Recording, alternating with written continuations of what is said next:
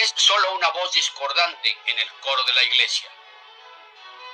En esa forma, despectivamente, se refería a Sergio Méndez Arceo Monseñor Jerónimo Brillone, delegado apostólico del entonces Papa, hoy elevado a santo, Juan Pablo II. La voz del obispo de Cuernavaca, en efecto, ofendía los oídos de los miembros de la jerarquía católica porque sus ecos resonaban de templo en templo, partiendo de la austera nave de la Catedral de Morelos hasta alcanzar la esplendorosa cúpula de la Basílica de San Pedro. En ella hallaban espacio los reclamos de los desposeídos, de los explotados por el capitalismo rampante, de los indefensos, de los oprimidos, de las víctimas del autoritarismo, todos aquellos que formaban las mayorías en México y en el resto de los países latinoamericanos. Era también la voz de un fantasma que espantaba a los católicos conservadores, un fantasma llamado la teología de la liberación, que enarbolaba como bandera el Evangelio de Jesucristo en la batalla por la redención de los pobres. Era, finalmente, la voz que escandalizaba convocando al diálogo posible entre cristianos y marxistas. El catolicismo progresista fue la segunda reunión de la Conferencia Episcopal Latinoamericana en Medellín, Colombia, en 1968. La mayoría de los obispos aprobó entonces establecer una serie de compromisos derivados de las resoluciones del Vaticano: la opción preferencial por los pobres, el diálogo con las corrientes marxistas y el apoyo a los pueblos en la lucha por su liberación. Impulsor y protagonista determinante en el establecimiento de los compromisos episcopales, Méndez Arceo los cumplió con prontitud en su diócesis, en su pastoral, con palabras y acciones. En sus homilías, reiterada nota periodística era congruente. Un ejemplo. Descendamos, hermanos, con el riesgo de todo anuncio rotundo. El culto al poder económico, opresor, desilusionante, inhumano, ha tomado la forma de sistema de producción, del consumo, de la acumulación, de la propiedad ilimitada, es decir, el capitalismo.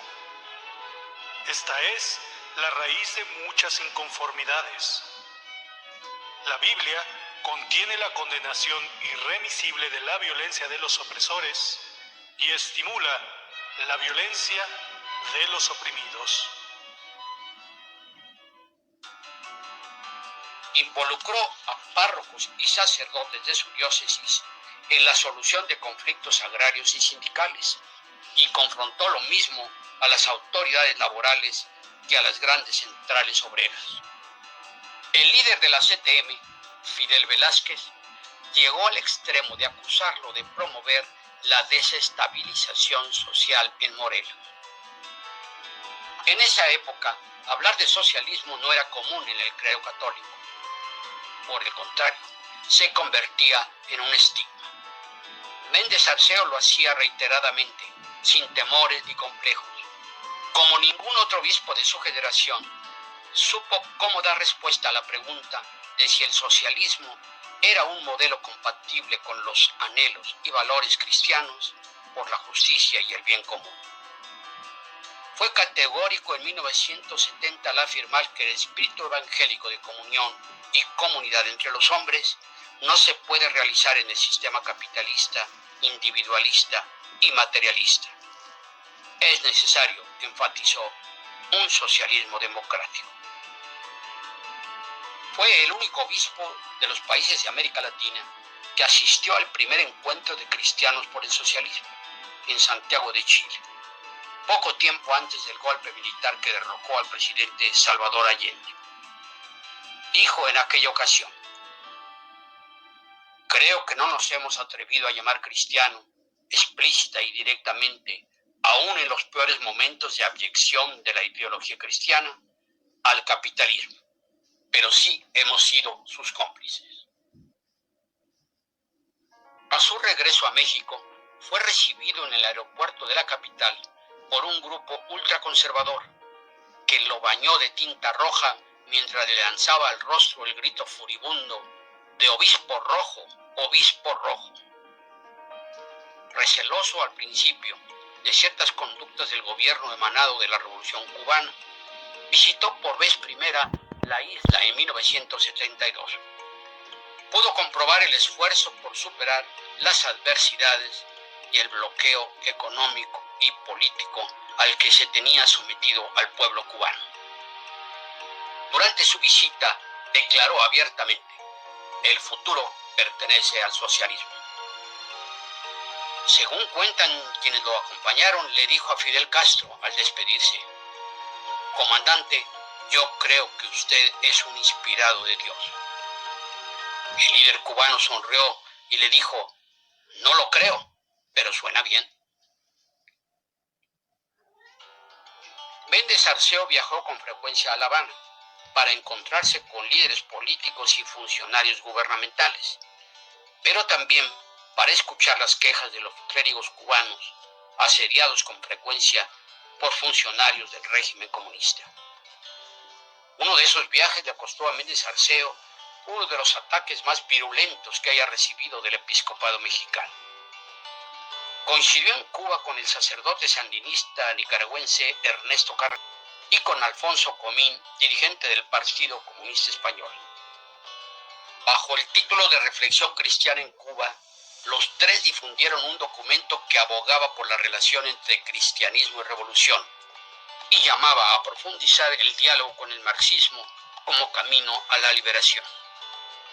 En su homilía del domingo siguiente comentó el libro El cristianismo de Marx, de Porfirio Miranda, y el documento y sus palabras tergiversadas por el diario Excelsior provocaron la condena de la conferencia episcopal, encabezada por el cardenal José Salazar López, en una declaración ampliamente difundida en la que descalificaba al obispo y aseguraba que marxismo y cristianismo son incompatibles. La polémica duró meses, al cabo de los cuales don Sergio cerró con una frase: seguiré en mi posición, que no es condenable por nadie.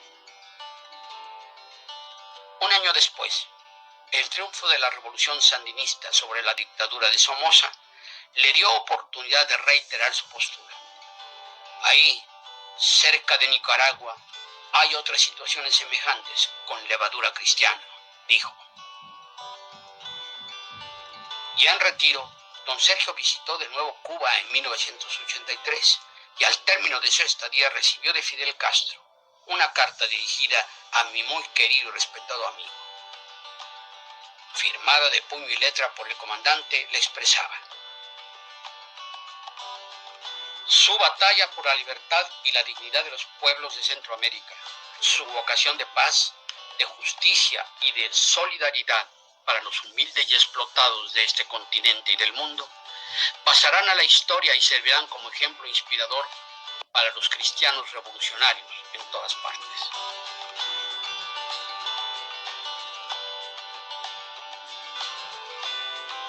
Poco antes de cumplir la edad de pedir su retiro, el Viernes Santo de 1981, el obispo de Cuernavaca marcó un hito más en la historia de la Iglesia al expedir un decreto que establecía: el que comete tortura o el que es responsable de ella al ser esta cometida, queda ipso facto excomulgado, es decir, impedido de recibir los sacramentos.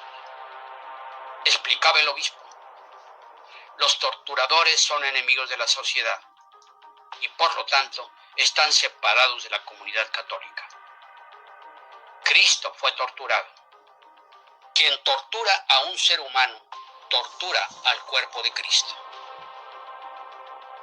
En 1982, al cumplir 75 años, como lo establece el Código Canónico, Méndez Arceo presentó al Papa Juan Pablo II su renuncia al obispado de Cuernavaca.